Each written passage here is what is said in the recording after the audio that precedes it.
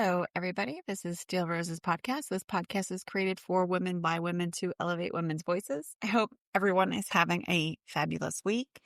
In line with my usual MO of giving myself grace and honoring myself as I go through the week and just pivoting. Didn't record an episode for Monday, but I am hitting you for Tuesday. And, I did have to work late today, but I'm starting to get more of a handle on having multiple things in my life that are I'm passionate about. I went into a bit of a rant with a former guest that we have that I have here, Marisol James. So Marisol was on the podcast in I believe the spring series, and really, really phenomenal woman in general. And she's written loads of books available on Amazon. I have purchased 2 full series from her book series thus far. I feel like I'm addicted to them. I love her books, but I really love her as an individual. So I was, we email back and forth, and I, with a lot of my guests, I stay in touch with them. But she had reached out a few times, and so I replied, and I was kind of on a bit of a hiatus. I've told you guys that, earlier this year, I had to take a break and figure myself out, and then figure out how to make the podcast fit. And so anyway, one of the things that what I was ranting with her about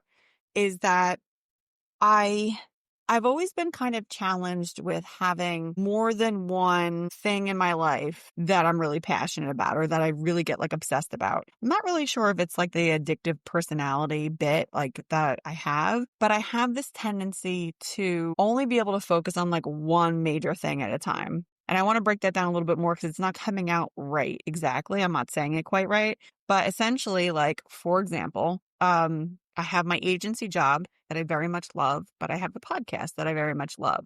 Now, prior to this year, I didn't love my job for various reasons. And so I leaned really heavily into the podcast, and I was throwing all of my energy into the podcast. So when I started this job, my new job in January, I was struggling because I was really getting into this new job and really loving the atmosphere and loving the people and really getting into it. And it was a challenge for me because I am not used to having 2 big things like that in my life that I'm passionate about. Normally, it's just the one. And that applies to me for a lot of things. I find myself getting super addicted to, particular food, or I'll get really addicted to like I just said, Marisol's book series, or I'll get really addicted to something. And for weeks, I'll be obsessively doing this thing over and over again. And then all of a sudden the addiction will go away. And addiction is probably not quite the right word. If anybody is relating to what I'm talking about, I'd like to hear from you, because I'm still trying to figure out, well, A, why is this with me? Why is this a thing? And B, if you have gone through this, what do you do? Are you just easing into it? Is this something that I should be addressing and thinking about? I don't know. So I'm just putting that out there. But anyway, ranting to her because I was, lacking that balance earlier this year. And, I seem to now be in a position where I am able to do both a little bit more gracefully. I've made the podcast into something a bit different, where I'm not breaking things down into series. I'm not overcomplicating anything. I'm just putting out episodes and putting out content, and I'm hoping that you guys enjoy it. A little bit less complicated for me on my side, and perhaps a little bit more content for you on your side. So you are now getting full guest episodes for me at the same time as minisodes, which I'm kind of into. This weekend, I actually have 2 live feeds happening. One of them will be on Saturday morning, and the other one will be on Saturday evening.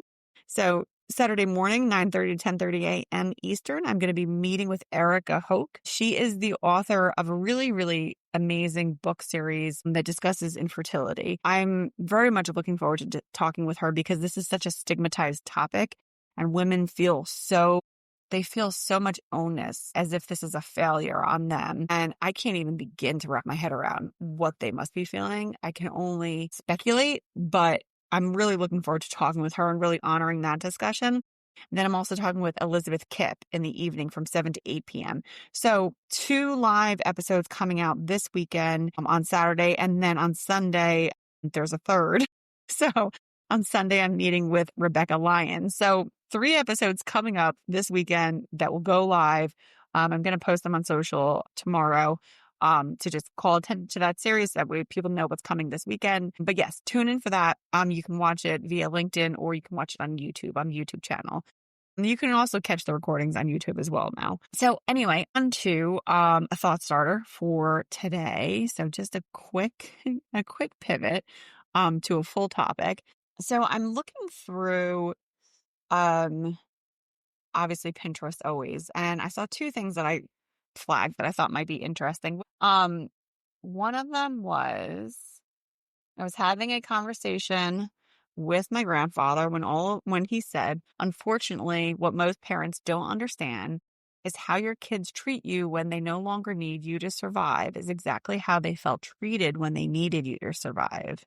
So, for example, now you no longer need your parents to survive and you felt neglected as a child. You are now neglecting your parent as an adult because you're basically mirroring how they treated you. I took pause here. Well, first, it made me stop to think about my own kids and how I hope that the relationship will develop. My husband and my stepkids have phenomenal relationships with each other. It's adorable to me. I love it. I love how close they all are and me with them because they're my family and it's a beautiful thing to observe. But then I think about, my relationship with my parents and I think about other people that I know and their relationships with their parents. And is there truth here?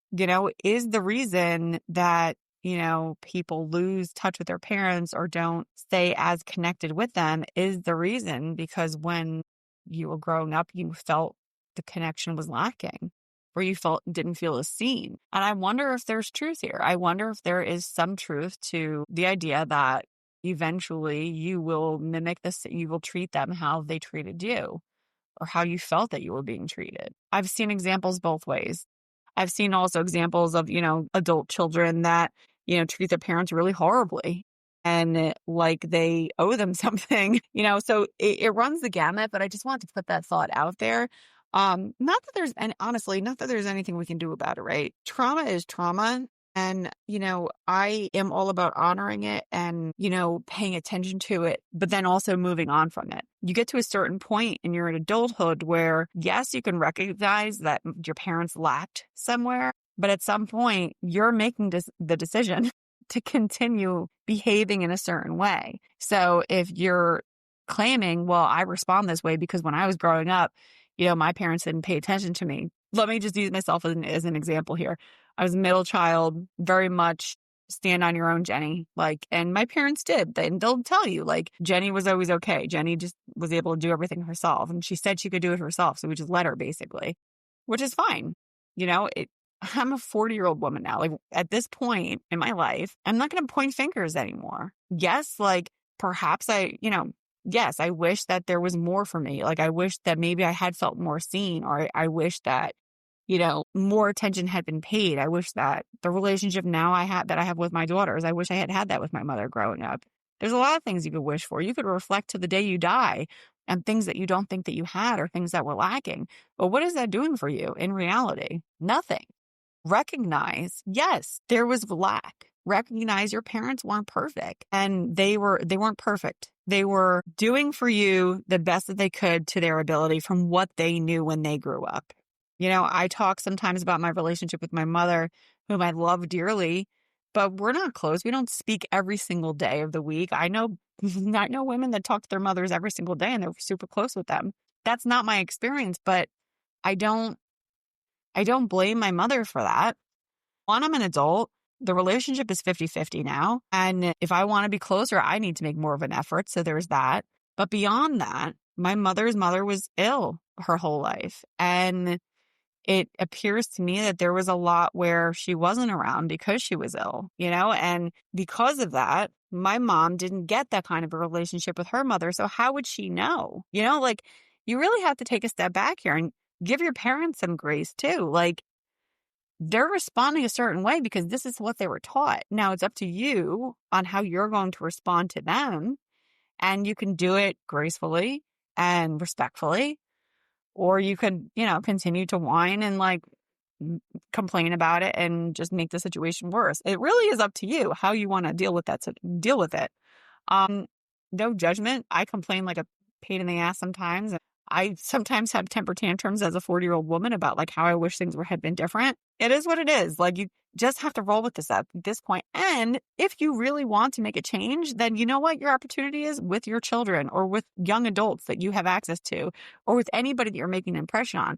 If you don't have kids and you have your profession, guess what? You have an opportunity to make a difference in people's lives still.